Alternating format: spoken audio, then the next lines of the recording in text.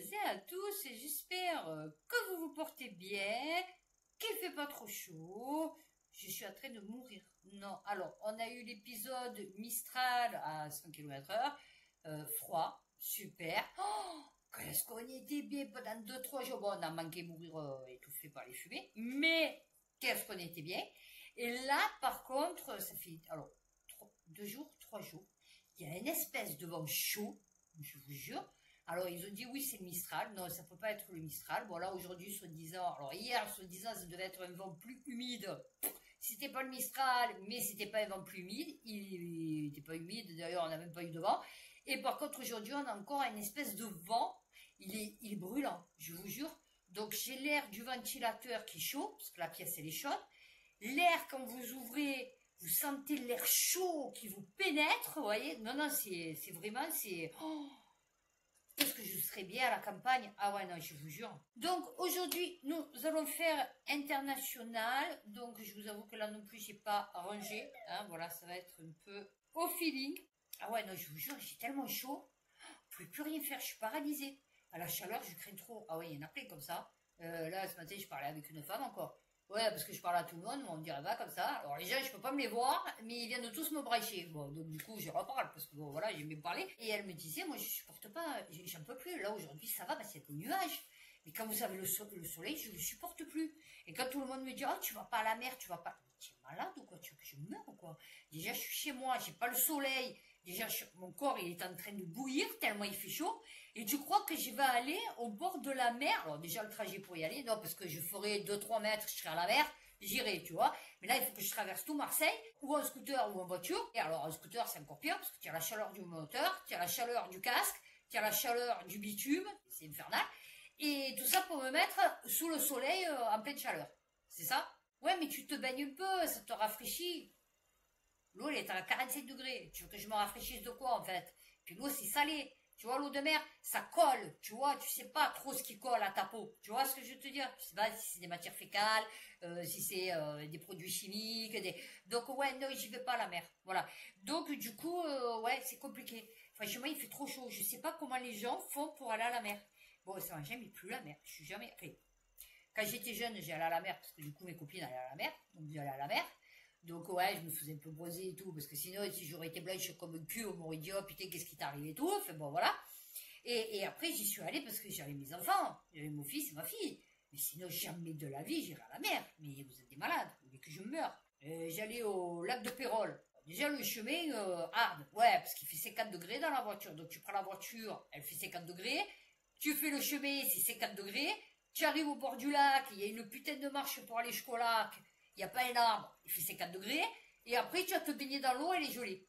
Voilà, donc tu te baignes pas, en fait. Tu vois, voilà, c'est ça le problème. Oui, non, c'est ça le problème avec les lacs. Tu vois aussi, parce que je crains l'eau froide. Voilà, donc je vous évite de raconter ma vie. Ouais, non, je me sentais. Voilà, alors, international, je vais partir par le premier. Hein, et puis après, on enchaînera par les autres. C'est le projet à la base, mais je veux dire qu'il y aurait un rapport. Ah ben on commence par les États-Unis. Donc l'humanité, États-Unis, des fonctionnaires masqués et armés arrêtent des demandeurs d'asile après des audiences pièges à New York. Ah voilà, c'était des audiences judiciaires pour justifier son droit à l'asile au titre de la Convention internationale contre la torture avec la police paraguayenne. Voilà, et donc ils les ont arrêtés. Et donc il dit ouais c'est un piège parce qu'ils nous ont dit d'amener le dossier bien rempli avec plein de renseignements, machin et tout ça pour soi-disant nous donner la possibilité de rester. Et en fait il y a des mecs qui les ont attendus à la sortie, alors ils ont dit non, et en plus à la sortie du tribunal ils les ont arrêtés. Et donc ça m'a rappelé ce qui s'était passé à Mayotte quand il y a eu le typhon là, que les mecs ils leur avaient dit aller dans les gymnases et les clandestins ils voulaient pas y aller, et c'est pour ça qu'il y en a plein qui sont morts. Parce que justement, ils pensaient que c'était des pièges, parce que justement, ils seraient allés là-bas et ils les auraient renvoyés, d'ailleurs, on ne sait pas où. Du coup, voilà. Et les autres, ils ne les veulent pas. Donc, mais voilà. Ça m'a rappelé ça. Donc, on reste sur des États-Unis. Le Huffington Post, en pleine polémique sur l'affaire Epstein. Le limogeage de cette procureure interroge... Ah oui, non. Alors, c'est la procureure qui s'est chargée de l'affaire P. Diddy et de l'affaire Epstein. Maureen Comey, la procureure qui avait été en charge du dossier, Ghislaine Maxwell, pour trafic sexuel. Ouais, mais quelle idée, non, ça va. Oh putain, il y a plein de vidéos qui traitent sur TikTok et on voit, alors, vrai, pas vrai, je ne sais rien, parce que bon, maintenant, et on voit Trump avec des filles de 15 ans, 16 ans sur les genoux et tout, dans les soirées d'Epstein. Ouais, je vous dis, il y a une couille dans le pâté. Ah ouais, non, il y a une couille dans le pâté. Eh ouais, l'affaire Epstein est devenue un boulet pour Donald. Non, ça va, hein, ça est vite débarrassé de son poulet. De son poulet De son poulet. Non, c'est pas rigolo, l'histoire elle est pas rigolote. Maureen Comey a été licenciée alors que Donald Trump et sa ministre de la Justice, Pam Bondi, sont accusés par une partie du camp MAGA, Make America Great Again, ne pas avoir publié les dossiers liés à l'affaire Epstein. En réponse, Donald Trump a récemment affirmé que ces dossiers ont été inventés par Maureen Comey et les anciens présidents démocrates Joe Biden et Barack Obama. Parce que c'est la fille de l'ancien directeur du FBI, James Comey, qui entretient des relations particulièrement tendues avec Donald Trump. Oui, c'était lui qui était en charge de savoir s'il y avait eu des ingérences russes dans la campagne de 2016. Oui, ben alors, attends, ce serait plutôt une ingérence israélienne, hein, je te dirais, parce que bon, du coup, on va continuer sur les USA. Newsfly, on n'a pas le choix. Elon Musk relance le moteur thermique dans un coup de théâtre hallucinant après l'effondrement brutal des ventes de Tesla en Europe. Ben oui, mais qui c'est qui va se payer une voiture à 40 000, c'est 4 000 euros, je sais pas combien. En plus, franchement, tu prends les voitures chinoises, putain, c'est des trucs sur science. Sur les voitures chinoises électriques, enfin, sur les recharges. Oh ouais. Sous la pression des nouvelles normes écologiques européennes et face à une concurrence internationale féroce, l'industrie automobile doit innover rapidement. Ah ouais. Alors, je regardais, vous savez, le truc là, sur le mec qui filme, il y a Duck, je sais pas quoi aussi, il fait beaucoup de vidéos sur la Chine. Mais sur d'autres pays aussi. Et en fait, là-bas, même dans le trou du cul perdu du monde, ils ont des voitures électriques. Le Green Deal. Ah oui, non. Alors, Tesla vend des crédits carbone aux constructeurs européens, les aidant à éviter des amendes coûteuses. Alors, une stratégie potentielle pour Tesla pourrait inclure l'intégration de moteurs thermiques créant de nouvelles alliances avec l'industrie européenne. J'ai pas compris, je croyais qu'on n'avait plus, nous, du thermique en 2035. Le Green Deal européen représente un tournant décisif pour le continent avec l'objectif ambitieux de devenir climatiquement neutre d'ici 2050. Et là, je regardais, vous allez me dire, c'est quoi le délire, pourquoi tu nous parles de ça? J'étais en train de regarder tous les projets de fou de l'Arabie Saoudite.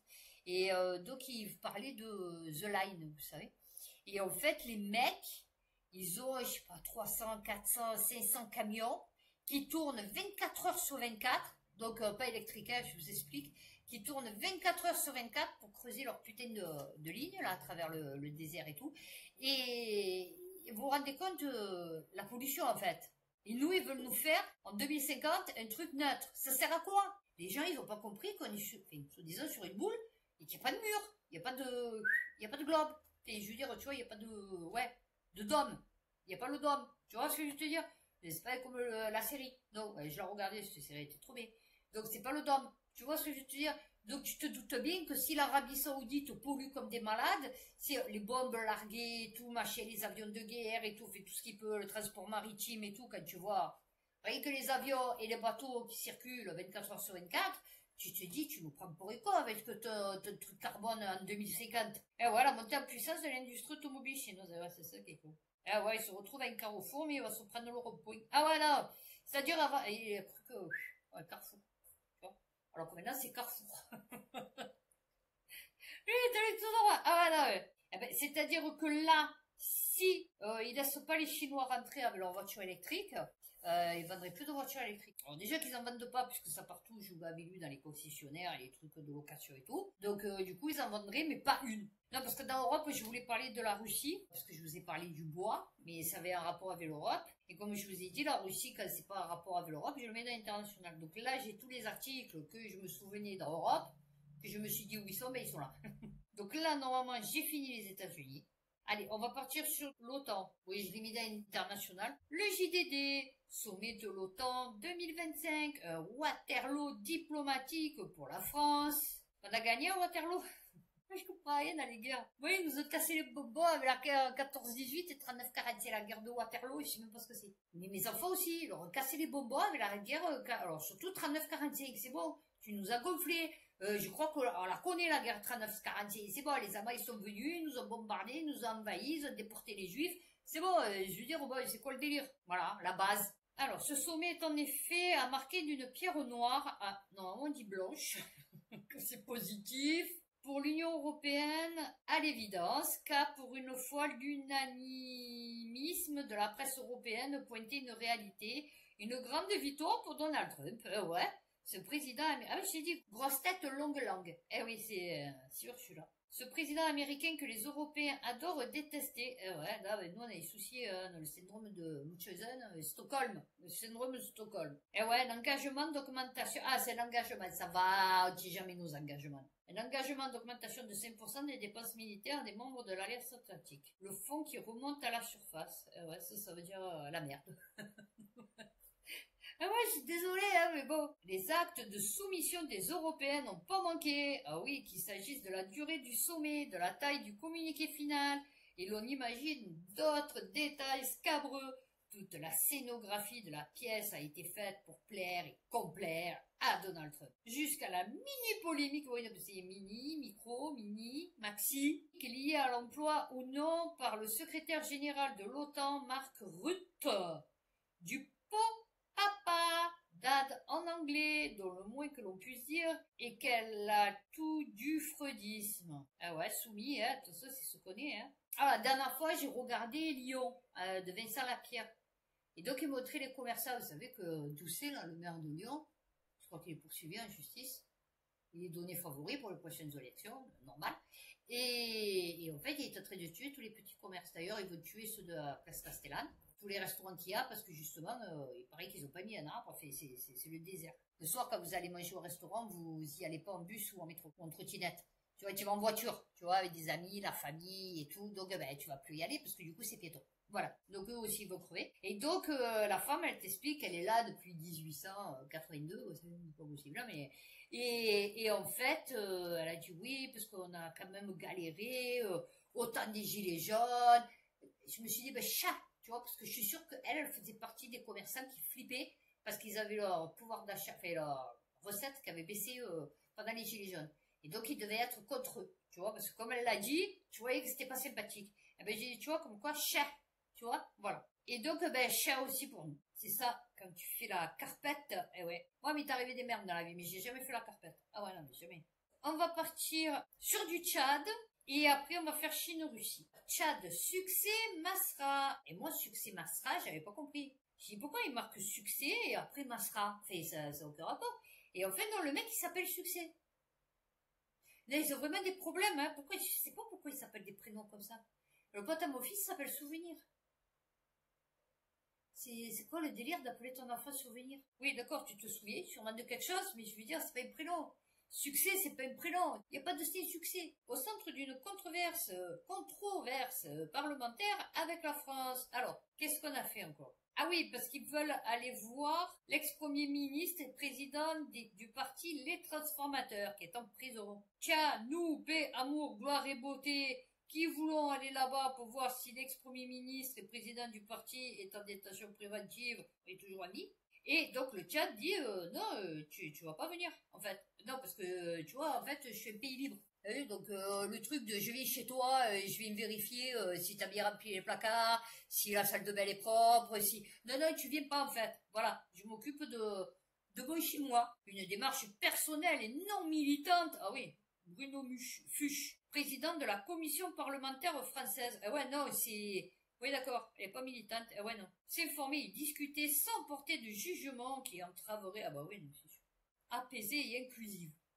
Ah, je pense que c'est pour ça. C'est parce que tu as sorti le mot inclusif. Tu sais, les Tchadiens, le mot inclusif, ils aiment pas trop. Ils disent avoir la volonté de trouver un point d'atterrissage pour une situation qui ne doit pas... Ils sont pleins de métaphores. Et elle a dit non, rejeter toute forme d'ingérence ou de pression extérieure de nature à influencer ou discréditer le bon fonctionnement des institutions tchadiennes. Eh ouais. Alors, elle rappelle que les procédures engagées à l'encontre de Succès Masra, ah oui, d'accord, c'est lui qui est emprisonné, relèvent exclusivement de la compétence de la justice tchadienne. Voilà, la fille, elle avait tout compris. Polémique similaire avec le Sénat américain, ah oui, et appelle à sa libération immédiate. L'emprisonnement de figures de l'opposition compromet les perspectives de démocratie et de transparence, oui, c'est sûr. Lui qui a créé Guantanamo, hein, les États-Unis. Donc, une fois qu'on a fait ça, on va partir sur de la Chine.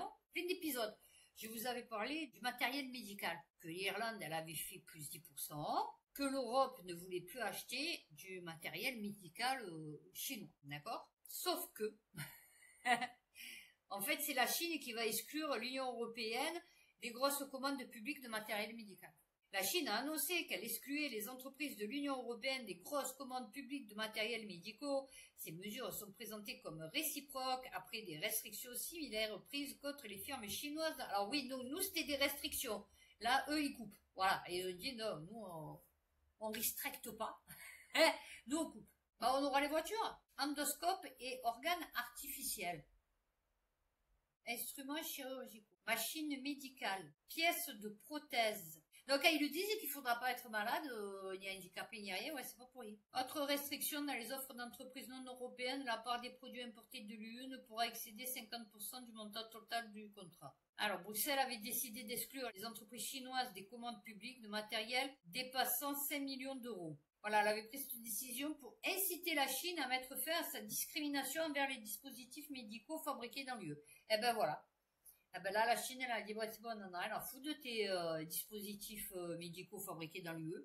Donc, bon, du coup, ciao. Et ouais, il est regrettable que, malgré la bonne volonté et la sincérité manifestée par la Chine, la partie européenne ait souhaité persister dans cette voie en prenant des mesures restrictives et érigeant de nouvelles barrières protectionnistes. La Chine se voit donc contrainte de prendre des mesures de restriction réciproque. Ah ouais, non, mais là, c'est plus réciproque. Enfin, c'est réciproque, mais je veux dire, c'est pas du même niveau. Les mesures de représailles ne s'appliquent pas aux projets pour lesquels seuls des dispositifs médicaux importés de l'Union européenne peuvent répondre aux besoins d'achat. Ils vont acheter, mais que s'ils ont besoin. Enfin, qu'ils ne peuvent pas le produire.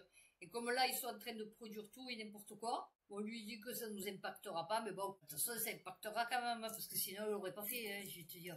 Pourquoi c'est chinois? Donc, on va passer, bien sûr, de la Russie. Après, j'ai fini. Vous voyez, elle va être courte, ça, là. Deux vidéos. Kremlin. L'économie de guerre vacille. Le souffle du boom militaire s'étouffe. Votre dose quotidienne. Encore? Quand la machine s'arrête, l'illusion d'une puissance sans faille. Les chiffres défient le froid implacable. 4,1% de croissance en 2024, puis la chute, le ralentissement, la stupeur. Oui.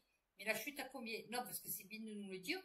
Mais tu ne nous dis pas combien. Non, parce que si elle chute de 4,1 à 3,5, ça va. Tu vois, parce que nous on fait 1. Ok, la croissance n'est plus qu'un feu de paille, une illusion entretenue par la guerre. Les prix s'envolent, 9% d'inflation. Oh, c'est bon. Oui, bah, comme nous, hein. Les pommes de terre, aliments de base, ont triplé de prix en un an. Nous, c'est pas en un an, mais on n'est pas loin. Parce que là, le kilo de patates, je crois qu'il est à 3 euros, ou un truc comme ça, ou 2 euros. Ouais, des comptes 12 euros. Avant, on payait 1 franc le kilo de patates. Non, mais lol, la blague. Eh oui, mais 2,2% de chômage. Voilà, nous, on en est à 7. Tu vois, je veux te dire. Les recettes s'effondrent, le déficit budgétaire russe atteint 1,7% du PIB. Ah ouais, nous, c'est 5,8. Ah ouais, non, mais nous, c'est 5,8. Non, parce que j'aime bien comparer quand même. Donc lui, c'est un 7. Nous, c'est 5,8. Tu vois, nous, on a 4 de plus. Eh ouais, 46 milliards. Ben oui, 4 x 4, 16. Donc nous, ça fait 160 milliards, quoi. C'est ça? Bon, voilà. BFM Business. Une croissance extraordinaire de 1500% depuis 2018. Comment la Russie est en train de faire de la Turquie un mastodonte du saumon. L'interdiction par la Russie des importations norvégiennes de saumon. Oula, ça a dû leur faire mal à la Norvège. Ah ouais, là, ça a dû leur faire mal quand même. Dope l'élevage de truites en Turquie. Ah mais ça, c'est pas du saumon. Une truite, c'est pas du saumon, tu vois, c'est comme si tu me dis une truite et un maquereau, tu vois, ça n'a aucun rapport. Et bon, oui, d'accord, c'est pas un poisson d'eau douce. Mais bon, une perche, tu vois, voilà. Téléphone de Isère, le sourire, ces truites arc-en-ciel, élevées dans des cages immergées, qu'il désigne au loin, ont fait de lui un homme riche. Bon. Nos exportations ont bondi de 500 000 $ en 2017 à 86 millions de dollars l'an passé. Oui, donc ça veut dire que la Norvège, elle a perdu 85,5 millions d'exportations de dollars de saumon. Et ce n'est qu'un début, assure l'AFP. Le jeune patron du Polyfish, un des principaux producteurs en mer Noire de ce poisson vendu sous le nom de saumon turc. Oui, enfin, c'est une truite, quoi. Balbutiant il y a 10 ans, ce business a rapporté plus de 430 millions d'euros sur l'année aux producteurs turcs, un chiffre amené à croître, mais encore modeste face aux 11 milliards d'euros d'exportation engrangés en 2024 par les mastodontes norvégiens du saumon et de la truite. Ah, mais vous y arriver, hein. Oui, voilà, parce qu'ils ont fait des sanctions occidentales décrétées après l'annexion de la Crimée, a absorbé l'an passé 74% des exportations de saumon turc. Devant le Vietnam, le Bélarus, l'Allemagne et le Japon. Ils élevaient déjà le bar et la dorade, dont la Turquie est l'un des leaders. Des salmoniculteurs turcs ont également bénéficié des innombrables lacs de barrages du pays, où les poissons grandissent avant d'être transférés en mer Noire. Dernier atout, le prix, notre saumon est moins cher que le norvégien d'environ 15 à 20%. Les saumons turcs certifiés ASC. Donc, depuis 2 ans, de nombreux producteurs turcs cherchent à obtenir des labels, mais l'idée derrière n'est pas seulement d'être plus durable, il s'agit surtout d'une stratégie pour pénétrer les marchés européens. Ben ouais, comme tout le monde. Mortalité d'environ 50%. Bon ben voilà, j'ai terminé, vous avez vu, ça a été rapide sur International. D'ici ma prochaine vidéo, science déjà, prenez soin de vous, faites attention à vous et puis à bientôt pour les prochaines vidéos.